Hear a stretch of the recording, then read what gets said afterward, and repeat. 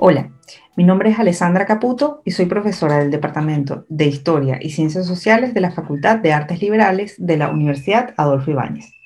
En esta cápsula les voy a hablar acerca de la búsqueda de identidad en el arte latinoamericano a partir del siglo XX. Puede ser que ustedes se pregunten, ¿para qué me sirve estudiar el arte y cómo puede ayudarme a entender la identidad de una cultura? Pues bien, a través del arte, es decir, a través de los lenguajes no verbales, que pueden ser lo visual, lo sonoro, por ejemplo, podemos entender también cómo pensamos y cómo concebimos la sociedad y la cultura en una determinada época. Tengamos en cuenta que con la llegada de los europeos a América se impuso una forma de pensar y de entender el mundo particular que no necesariamente coincidía con las formas de entender el mundo de quienes ya vivían en este continente.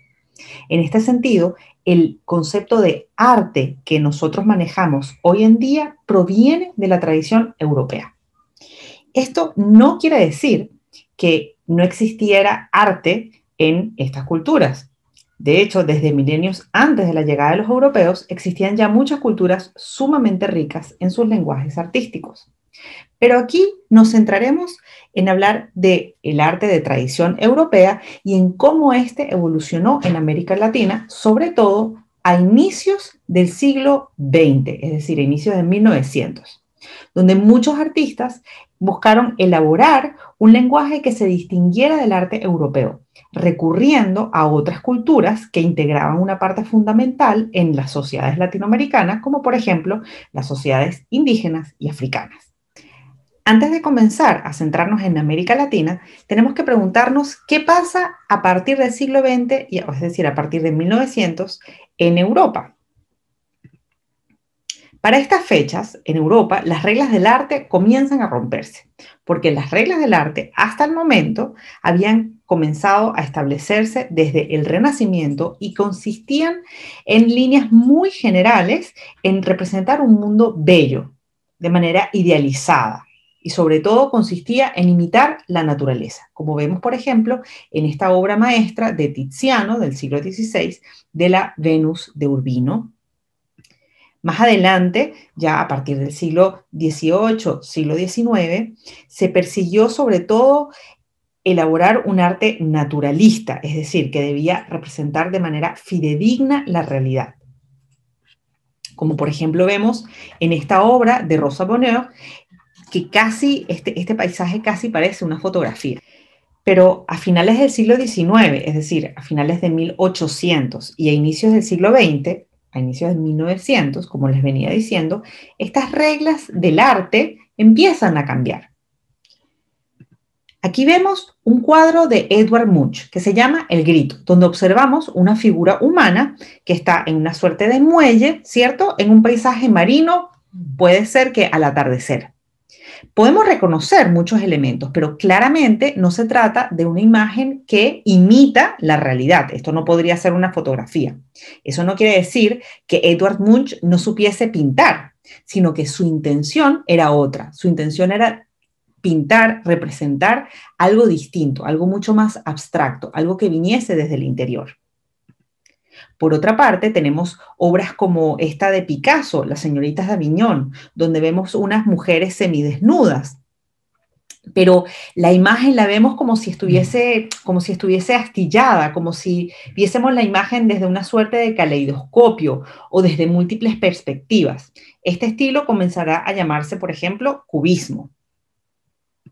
Acá, en esta obra de Vasily Kandinsky, ya no vemos nada que pertenezca realmente al mundo visible, ¿cierto? Se trata de formas y mezcla de colores inventados que proceden de un mundo interior, un mundo enteramente conceptual. Pues bien, ¿cómo reaccionaron los artistas latinoamericanos ante estos cambios que se estaban haciendo en Europa? Claramente, los cambios que suceden en Europa empiezan a verse en Latinoamérica unos años un poco más tarde respecto a lo que estaba sucediendo en Europa. Así, en 1918 ya vemos que el artista argentino Emilio Petorute empieza a aplicar las reglas o el nuevo estilo del cubismo en su propia manera de concebir el arte.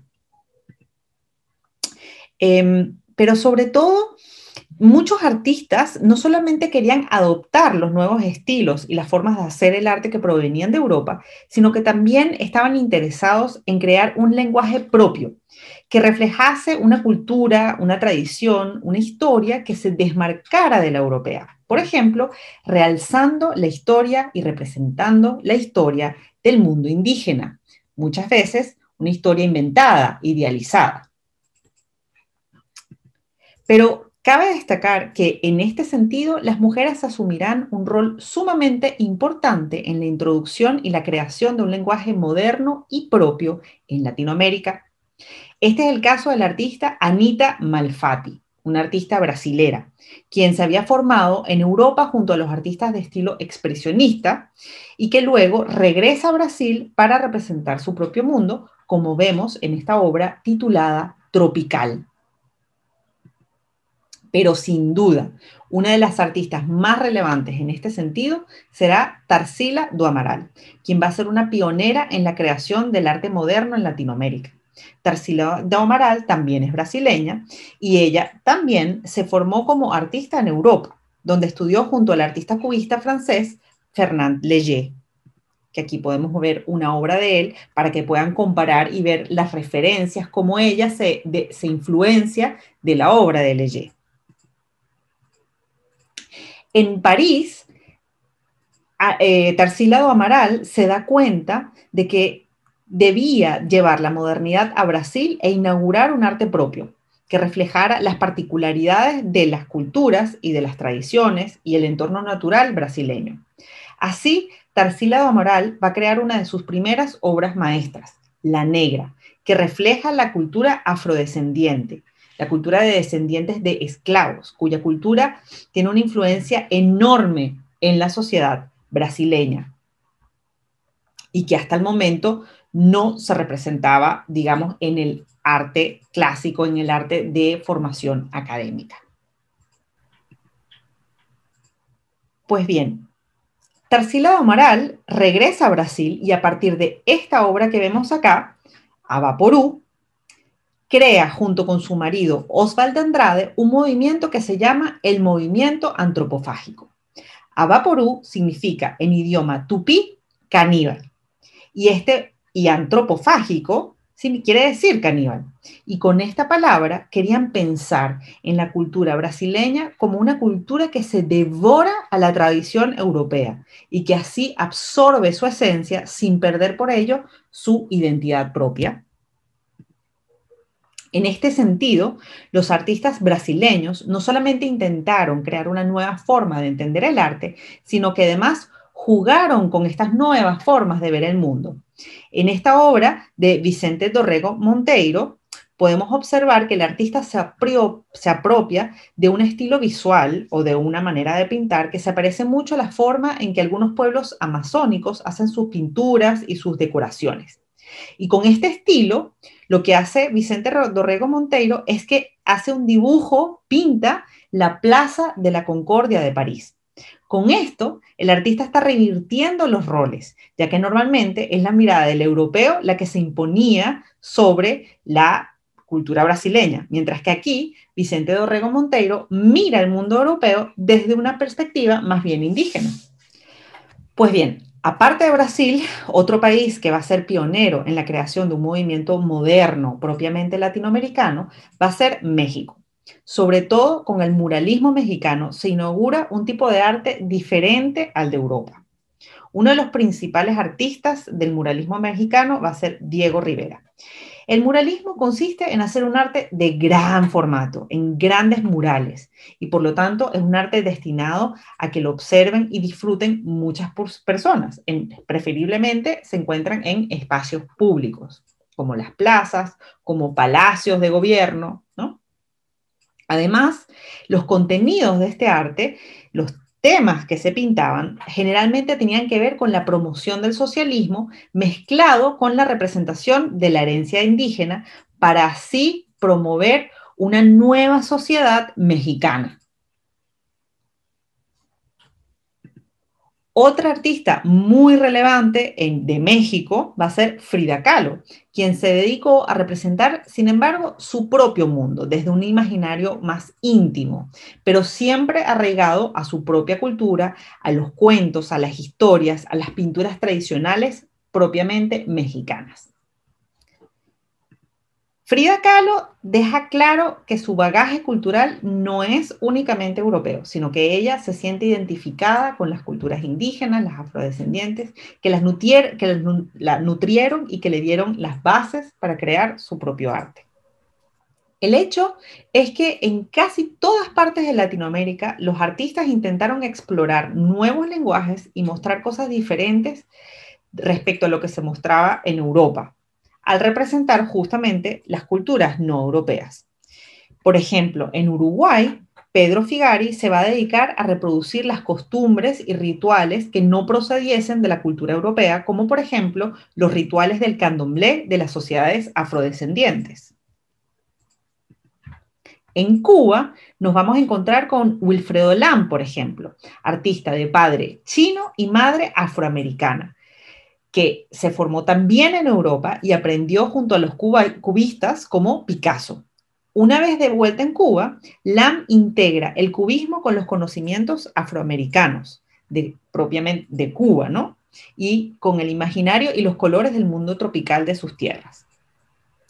De vuelta en el Cono Sur, nos encontramos con el artista argentino Jules Solar, quien va a hacer una síntesis, es decir, una mezcla sumamente interesante entre las formas de pintar, los estilos que adquiere él en Europa, con los contenidos propios del imaginario indígena americano, como la imagen del piache o el chamán indígena. Pero veamos, les muestro cómo funciona esta mezcla.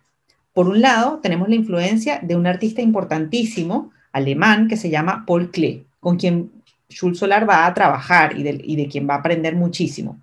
Paul Klee era un artista del expresionismo alemán y también tenía cosas un poco cubistas, como vemos en esta obra. Utilizaba mucho la geometría y los colores.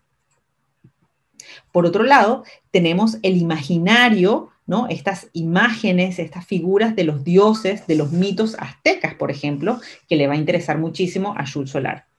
Y él sintetiza todas estas imágenes, todas estas ideas y crea así un mundo propio. Otro artista de gran importancia va a ser el uruguayo Joaquín Torres García. Él va a vivir gran parte de su vida en Europa, se va a formar ahí.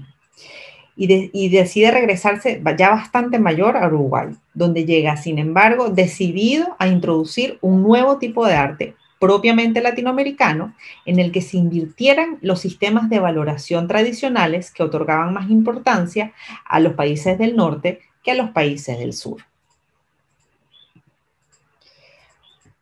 Torres García, como les dije antes, viene de tradición europea y va a estar muy influenciado por el constructivismo, que es un estilo desarrollado por varios artistas. Entre ellos destaca este artista que se llama Piet Mondrian, que es holandés.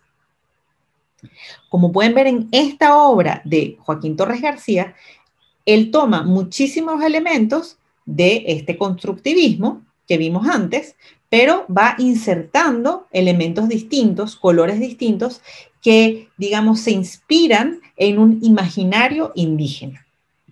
A Torres García le va a parecer sumamente interesante el mundo indígena, sobre todo el mundo indígena amazónico, de las culturas, digamos, más pequeñas, no tan famosas como las culturas incas, las culturas aztecas, y le va a interesar muchísimo el diseño abstracto que observamos, por ejemplo, en las decoraciones de las vasijas, pero también en las telas, en las pinturas corporales. Él incluso va a escribir esta obra que se llama Metafísica de la prehistoria indoamericana. Bien, por último, en Chile, algunos artistas como Roberto Mata también entretejieron en cierta medida los estilos procedentes de Europa, como el surrealismo, con influencias visuales de mundos no europeos. En su fresco, El primer gol del pueblo chileno, bastante tardío, Mata no solamente va a intentar crear un mito de origen de una nueva era de la sociedad chilena, sino que lo va a representar además a través del mural, una técnica clásica para representar los grandes temas históricos de la modernidad en México, utilizando además formas y colores que nos recuerdan un poco a los murales de la antigua cultura maya, como estos murales que vemos acá. Además, también las formas de las figuras nos recuerdan un poco a esas figuras bastante abstractas de los códices aztecas. Bien. Bien, con esto hemos dado un brevísimo recorrido sobre algunos artistas que buscaron crear nuevos lenguajes artísticos mezclando las tradiciones procedentes de la cultura europea con las herencias de otras culturas asentadas en Latinoamérica, como por ejemplo la indígena y africana. Espero que les haya gustado y nos vemos en la próxima edición.